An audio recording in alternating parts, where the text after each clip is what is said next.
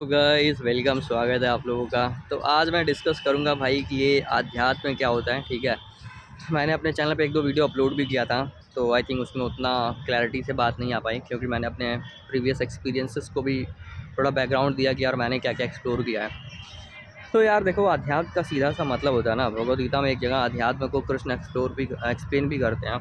अर्जुन पूछता है कि यार ये अध्यात्म क्या है और ये क्या है, 7वें अध्याय के बाद 8वें में। तो बोलते हैं अध्यात्म मतलब वस्तु व्यक्ति का स्वभाव, वही अध्यात्म है। ठीक है, कितना सिंपल है लेकिन बहुत डीप भी है। जो व्यक्ति वस्तु अपने स्वभाव में, अपने नेचर में स्थित है ना, वही अध्यात्म है। अब इसको आपको एग्जाम्पल के समझाते हैं कि जैसे आम है, आम का पेड़ है, आम का बीज आम बन का पेड़ बन जाता है, फिर फल बन जाता है, तो वो अध्यात्म में स्थित है, क्योंकि वो अपने प्रकृति में स्थित है। ठीक है, सारे जानवर अपने प्रकृति में स्थित हैं। इंसान का भी ऐसे एक स्वाभाविक प्रकृति होता है, हर किसी का अपना अपना। ठीक है, और अगर वो अपने स्वभाव, अपने प्रकृति में स्थित है, तो वो अपने अध्यात्म में स्थित है। ठीक है, अध्यात्म ऐसा नहीं होता है कि आपको बाहर से कुछ बहुत ज्ञान प्राप्त करना है और ये सब जो बातें बोलते हैं भाई, मोक्ष आपको प्राप्त करना है, जीवन का तो परम उद्देश्य है मोक्ष पाना है। ठीक है, ये सब कुछ नहीं है भाई, लाइफ को एंजॉय करना है। सबसे पहली चीज़ है, आपका जो मन कर रहा है, मन को सेटिस्फाई करो, मन को खुश रखो। ठीक है, ये जो हमें दौड़ाया जाता है ना, अहंकार वाली दौड़, ठीक है, कि भाई तुमको बहुत बड़े बड़े मकान बनाने हैं, बिल्डिंग कम करने हैं, दुनिया में पूरा नाम रोशन कर देना है, ये सब नहीं करना है। तुम्हारा मन किस में कर रहा है भाई? तुम्हारा मन कर रहा है कि भाई आ, खाने पीने का किसी का शौक़ होता है, किसी का यार जैसे मान लो कोई साइंटिस्ट है, ठीक है, उसको क्यूरियस माइंड होता है, तो उसको किसी भी चीज़ को जानने का मन होता है, फिर एकदम से उसका मन होता है यार इस फील्ड में काम करना है, इसको समझना है। जैसे कि मुझे याद आ रहा है कि एक मैंने मूवी देखी थी, रॉकेट नहीं, द रॉकेट बॉयज़, हाँ, सीरीज़ है एक सोनी पे। तो उसमें होमी भाभा का आ रहा है याद, जहांगीर भाभा का याद, कि वो भाई, वो और विक्रम साराभाई, ये दोनों लोग ना फॉरेन यूनिवर्सिटी में पढ़े रहते हैं, यूके शायद। तो फिर वहाँ से जब ये लोग इंडिया आते हैं ना, वो आज़ादी का वही समय चल रहा होता है, आज़ाद हो गया होता है देश। तो हाँ, आज़ाद होने से थोड़ा सा पहले का समय था। तो ये लोग आते हैं इंडिया, ठीक है, और सीवी रमन जो रहते हैं डॉक्टर, उनके अंदर में काम करते हैं, जो नोबेल प्राइज़ विनर है इंडिया से फिजिक्स में, केवल एक ही मिला है। तो उनके अंडर में काम करते हैं, आईआईसी बेंगलुरु। तो मतलब दोनों लोग ना जो बैलून मतलब उड़ता है और रॉकेट कैसे उड़ाया जा सके, उस पे काम कर रहे थे, प्रयोग कर रहे थे। फिर एकदम से भाभा को कहीं से, उन्होंने शायद न्यूक्लियर फिजिक्स पढ़ा था, तो उनको एकदम से आइडिया आता है यार कि अपने देश का भी ना क्यों न्यूक्लियर सिस्टम होना चाहिए। ठीक है, न्यूक्लियर एनर्जी, और देश के विकास में, एक देश को बहुत एम्पावर, स्ट्रांग बनने के लिए बहुत इंपॉर्टेंट चीज़ है। तो वो छोड़ के ना उसमें चले जाते हैं, न्यूक्लियर एनर्जी में। और विक्रम साराभाई थोड़ा पीसफुल रहते हैं, तो वो कहते हैं यार ये एनर्जी बहुत ख़तरनाक भी है, इसका दुरुपयोग भी हो सकता है, इसको डेवलप मत करो, इसको मत बनाओ।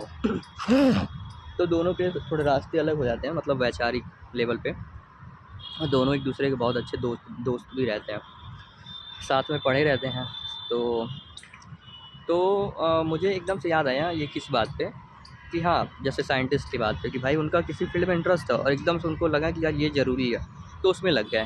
ठीक है, काम इस वजह से नहीं लग गया कि भाई बहुत इज्जत मिलेगा, बहुत सम्मान मिलेगा। ठीक है, वो इस वजह से लग गया कि यार ये सबके लिए ज़रूरी है, और उनका उनका उसमें प्रतिभा भी है, इंटरेस्ट भी है।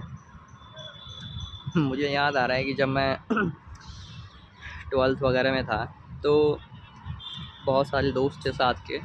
तो उस समय क्या है, साइंस को बहुत रिस्पेक्ट दिया जाता था, भाई साइंस तो थोड़ा ऊंची पढ़ाई है, और कॉमर्स और बीए तो बकवास है, बिना काम के लोग पढ़ते हैं। तो मेरा तो खैर इंटरेस्ट उसमें आता था, मैथ साइंस पढ़ने में। खैर मैं भी इंट्रेंस एग्ज़ाम में पूरा 0 हो गया था, फेल, लेकिन फिर भी मन में एकदम स्ट्रॉन्ग एक वो थी कि भाई मुझे यही पढ़ना है और कुछ लेना ही नहीं है। तो खैर मैंने तो ले लिया एडमिशन किसी तरीके से। बट बहुत सारे दोस्त भी आस-पास, वो भी कि भाई मैं भी लूँगा, तो वो भी किसी से सोर्स वोर्स लगा के अपना ले लिए। फिर उनके एक चीज़ पल्ले नहीं पड़ता था, एक चीज़ पल्ले नहीं पड़ता था भाई, सिंपल बेसिक चीज़ें पल्ले नहीं पड़ता था। ठीक है। क्योंकि यार उनका क्यूरियस माइंड ही नहीं था, उनको किसी चीज़ को डीप में जानने का, समझने का इंटरेस्ट ही नहीं था, उनका इंटरेस्ट ही किसी और चीज़ में था। मतलब सबका एक अलग अलग वो होता है ना, नेचर होता है। अब जैसे पेंटर है, तो यार वो किसी चीज़ को देखता है ना, तो उस चीज़ को जिस तरीके से वो देखता है, वो पेंटिंग करता है, वो आर्ट बनाता है, उसको ब्यूटीफुल बोलता है। लेकिन वैज्ञानिक देखता है तो उसके ब्यूटी की डेफिनेशन अलग हो जाती है, उसको भी ब्यूटीफुल लगेगा, बट वो फिर वो उसमें क्वेश्चन करता है, उसको आश्चर्य की तरह देखता है, समझना चाहता है कि यार ये चीज़ें कैसे काम कर रही है, ठीक है। तो वो उसका सिस्टम है। तो यही अध्यात्म है, जो हमें समझाया जाता है ना कि भाई तुम्हें ज्ञान प्राप्त करना है और मोक्ष प्राप्त करना है, और ये दुनिया भर के भिक्षु बन के लोग घूम रहे हैं, अपने आप को सता रहे हैं, व्रत कर रहे हैं महीनों महीनों। ये सब अध्यात्म नहीं है, ये सब धर्म नहीं है। ये सब खुद को परेशान करना है, समझे। अगर यही सब करना होता तो नेचर ने भाई ये सब चीज़ें क्यों बनाई, पृथ्वी, सूरज, चांद, इतना सारा चीज़ें डेवलप किया, फिर इंसान आया। इंसान को लाता ही नहीं भाई, एक ही झटके में साफ कर देता वो। इंसान इस पूरे नेचर की सबसे ब्यूटीफुल क्रिएशन है, लेकिन ऐसा बहुत कम लोगों को फीलिंग आता होगा। मैंने भी जब चीज़ें समझी, भगवत गीता वगैरह, खैर मुझे खुद को लेके कभी ऐसा वो नहीं होता था कि भाई, बहुत सारे लोगों को अपने अंदर होता है कि यार मैं इससे कम हूँ, मैं उससे कम हूँ, यार मेरे अंदर कोई कमी है, ठीक है। आसपास परिवार समाज से कंपेयर कर करके मन में भर दिया जाता है लोगों के। मुझे ऐसा कभी नहीं होता था, मुझे लगता था भाई मैं मस्त हूँ, मैं सबसे बेस्ट हूँ। और जब आपको अपने अपने आप को जब पूरा एक्सेप्ट करते हो अच्छे से, तब आपको दूसरे लोग भी जैसे हैं वैसे आपको समझ में आते हैं। और आपको बहुत कम लोगों को ये बात, जैसे मैंने बोला ना, कि फील आता है कभी कि यार कि इंसान इस पूरे नेचर की सबसे ब्यूटीफुल क्रिएशन है। लोगों को लगेगा भाई इंसानों से अब बहुत सारे लोगों पे परेशानी हो गया है, इंसान होते हुए भी इतना भीड़ हो गया है, इतना भाग दौड़ है लोगों का, इस तरीके से बर्ताव व्यवहार कि इंसान कहने में भी उनको वो लगता है कि यार ये इंसान ऐसा होता है, ये क्या है, मतलब जानवर से भी बदतर। जानवर भी तो भाई अपने स्वभाव में है, लेकिन ये तो इंसान उससे भी विकृत हो गया है, कब क्या कर दे कुछ नहीं पता। तो ऐसा होते जा रहा है डे बाई डे। ये गलत शिक्षाएं, गलत चीज़ें को फैलने के कारण है कि लोगों को गलत दिशा में भगाया जा रहा है। तो ये बात बोलनी थी भाई, अध्यात्म को समझना मतलब खुद को समझना, खुद का स्वभाव। और ज्ञान, चलो ज्ञान के बारे में बताते हैं। एक जगह कृष्ण बोलते हैं भगवद गीता में, जब अर्जुन पूछता है कि यार ज्ञान कैसे प्राप्त हो, ठीक है। तो कृष्ण बोलते हैं भाई देख, ज्ञान, वो बोलते हैं ना कि ये जो रजोगुण, मतलब प्रकृति में 3 गुण हैं, त्रिगुणी माया से मिलके बना है, 3 डायमेंशन थ्योरी ऐसे समझ लो। हर चीज़ का 3 एस्पेक्ट है, ठीक है। तो रजोगुण जो है वो कामना को बढ़ाता है, ठीक है। सतगुण जो है, सत्व गुण, वो आई थिंक अच्छे चीज़ों को बढ़ाता है, ठीक है। आपका हेल्थ हो गया, शांति हो गया, आपका वो मन से कनेक्टेड है, खुशी हो गया, ठीक है, उन सब चीज़ों को बढ़ाता है, ज्ञान को बढ़ाता है। और एक तमोगुण है, वो अज्ञान को बढ़ाता है, ठीक है, आपको भ्रमित करके रखता है, अंधकार में रखेगा। ठीक है। तो क्या कह रहा था, हाँ, रजोगुण। तो बोलते हैं रजोगुण से उत्पन्न काम जो है ना, वही क्रोध है, और ये बहुत खाने वाला है, और कभी भी ये पूरा नहीं होने वाला है। जो कामना है ना, कभी भी किसी मनुष्य की पूरा नहीं होती है, ठीक है। एक कामना ख़त्म हुआ तो दूसरे के लिए, तीसरे के लिए, चौथे के लिए भागते ही रहता है, भागते ही रहता है। और इस कामना के चक्कर में आदमी दौड़ता रहता है, दौड़ता रहता है, जिसके वजह से उसका अंदर का जो नेचुरल इंटेलिजेंस है ना, जो ज्ञान है, अंदर से जो आवाज़ आ रही है, वो दब जाती है, ठीक है। अब कामना को समझाता हूँ। कामना, जैसे मान लो कोई तुम्हारे अंदर कामना डाल दिया कि भाई फ्लैट ख़रीदना बहुत अच्छा है, ठीक है, फ्लैट ख़रीदना बहुत अच्छा है, शादी का सुख अलग ही होता है, ठीक है, शादी कर लो और विवाह जीवन का सुख लो। ठीक है। तो वो सुख के पीछे आदमी भागने लगता है कि यार वो कैसा सुख है। वो तुम्हारे मन में डाल दिया, अब तुम उस सुख को लेने के लिए भाग रहे हो। तो चलो, उस सुख को लेने के लिए भागे भागे प्रयास किए, कुछ समय लगा, मिल गया वो सुख। अब उस सुख को भोग लोगे, कुछ समय बाद तुम उससे मुक्त हो जाओगे कि भाई ये तो ये सुख कम दुख अब दे रहा है ठीक है। तो अब उससे तुम मुक्त हो जाओगे एक तरीके से। मुक्त फिर भी आदमी नहीं होता है वो, मतलब इतना ज्ञानी रहता है ना, मतलब देखता नहीं है कि भाई एक चीज़ से जो जो तुम्हें मिल रहा है वो सोचते हैं यार दूसरा वाली लड़की मिल जाए ना, वो बहुत सुंदर लग रही है, वो बहुत सही लग रही है यार, वो मिल जाए तो मज़ा आ जाएगा ठीक है। तो वो उसको पाने के लिए फिर भागने लगता है, वो ऐसा समझता है। तो खैर छोड़ो, ये थोड़ा अलग टॉपिक है कि भाई एक चीज़ को आपने करके आप कैसे उस चीज़ से मुक्त हो जाते हो मेंटली।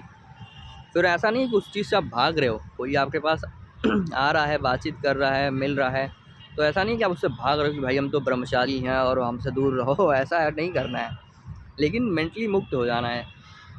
तो दूसरी बात, हाँ अब जैसे दूसरी बात आपके अंदर कोई डाल यार फ्लैट का भाई अलग ही मज़ा है, सोसाइटी होता है और भाई पूरा प्रॉपर कनेक्टिविटी होती है, जिम होता है, स्विमिंग पूल होता है ठीक है, और भाई बहुत ऐशो आराम है, बहुत मज़ा है, पूरा एकदम सपने दिखा दिया आपको पूरा ठीक है, कामना बना दिया आपके अंदर। अब आप इसको पाने के लिए भाग रहे हो, इसको पाने के लिए आप ईएमआई पे ख़रीद ले रहे हो, जॉब कर रहे हो, वहाँ पे टॉक्सिक इन्वायरमेंट है, टॉक्सिक बॉस है, लेकिन भाई आपने एक बार फंस गए, ले लिए, अब वो झेलते रहो। तो मैं ये नहीं कह रहा हूँ कि ये सब चीज़ें बेकार हैं, आपके पास नहीं होना चाहिए, होना चाहिए भाई, आपके पास महल होना चाहिए, 5 स्टार होटल होना चाहिए, पूरा जितना दुनिया की लग्जरी है सब मैक्सिमम लेवल पे होना चाहिए, लेकिन किस कीमत पे वो, ये क्वेश्चन है। कीमत अगर खुद को मार के चुका रहे हो तो भाई बहुत महंगा सौदा है। मन के खिलाफ जाके और मन को पूरी तरीके से ख़त्म करके अगर कीमत चुका रहे हो, मन तुम्हारा कर रहा है कि भाई बैठें शांति से, थोड़ा कुछ खा पी लें यार, कुछ सुन लें गाना, रिलैक्स करें, और तुमको यार कामना दौड़ा रही है, अगर ये सब करेंगे तो वो कैसे मिलेगा, तो भाई तुम मन को मार रहे हो।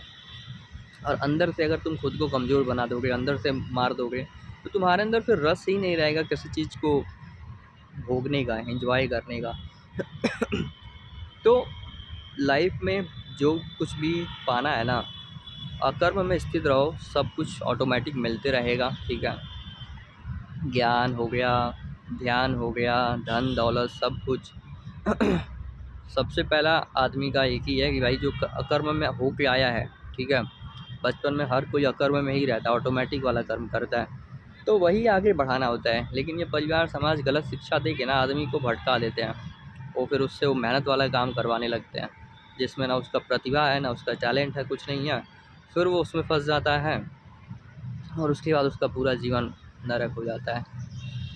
तो ये कुछ बातें मैंने समझाने की कोशिश की शॉर्ट में। अब आप अपने विचार थॉट्स कमेंट करो ठीक है, और बने रहो, और कुछ बहुत सारी चीज़ें सीखने को मिलेगा। तब तक के लिए टेक केयर, बाय, धन्यवाद। Like share subscribe guys.